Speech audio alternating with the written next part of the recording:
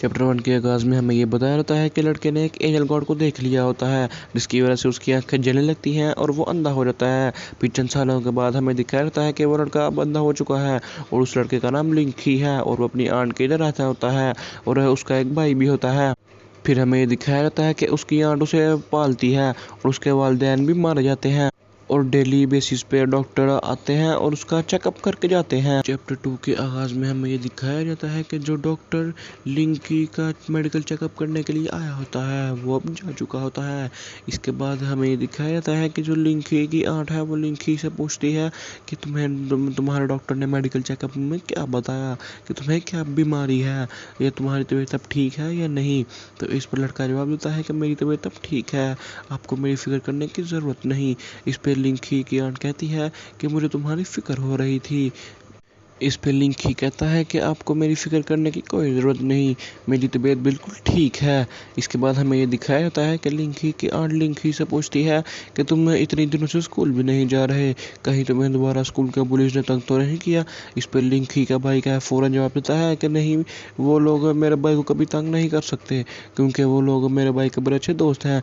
फिर हमारा scene shift होता है और हमें ये दिखाया जाता है कि लड़का डिनर करके अपने कमरे में आ चुका है और अपने कमरे में आने के बाद लड़का शीशे के सामने बैठ जाता है और अपनी आंखों से पट्टी उतार देता है। अपनी आंखों से पट्टी उतारने के बाद लड़का कहता है कि मुझे माफ़ करना, मैंने तुम सब लोगों को तो झूठ कहा था, मेरी आंखें बिल्कुल ठीक हैं, मगर मैं उन्हें खोल नहीं सकता। फिर हमें ये दिखाया जाता है कि लड़का अपनी आंखें खोलने की पूरी कोशिश करता है मगर वो नाकाम रहता है। फिर वो अपनी कुर्सी कि एंजल गॉड ने मुझे ही क्यों चुना और मेरे साथ ही ऐसा क्यों हुआ। फिर हमने ये दिखाया जाता है कि लड़का अपने बिस्तर पर लेट जाता है और अपने मुंह पर किताब रख के कहता है कि 5 साल हो गए हैं, मुझे एक ही सपना आ रहा है। फिर हमें उसका सपना दिखाया जाता है जिसके अंदर हमें ये दिखाया जाता है कि लड़के के सामने एक बहुत बड़ा गेट होता है और लड़का उस गेट को ज़ोर ज़ोर से जाकर खटखटा रहा होता है और लड़का कहता है कि मुझे अपने सारी सवालों के जवाब इसी गेट के उस पार ही मिलेंगे। अगर वाकई यहाँ पर कोई गॉड है तो वो मेरी ज़रूर सुनेगा और मुझे वही बता सकता है कि मेरी ज़िंदगी के साथ ऐसा क्यों हो रहा है। फिर हमारा सीन शिफ्ट होता है और हमें दिखाया जाता है कि लिंकी अपने स्कूल जा रहा होता है और जब वो अपने स्कूल पहुँचता है तो लोग उसे देखकर तरह तरह की बातें करते हैं। कुछ लोग कहते हैं कि ये अंधा नहीं है, ये तो बस एक्टिंग कर रहा है, और कुछ लोग हैरान थे कि ये अंधा होने के बावजूद भी ये इतना सही तरीके से कैसे चल सकता है।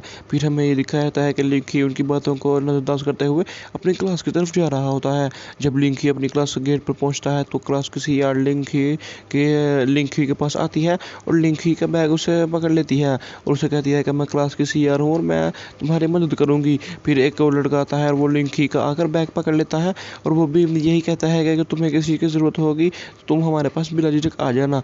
फिर वो लिंकी को उसकी सीट पर भी ले जाते हैं। लिंकी उन दोनों को देखकर बड़ा हैरान होता है और कहता है कि तुम लोग मुझे कैसे जानते हो, मैं तो तुम लोगों को नहीं जानता।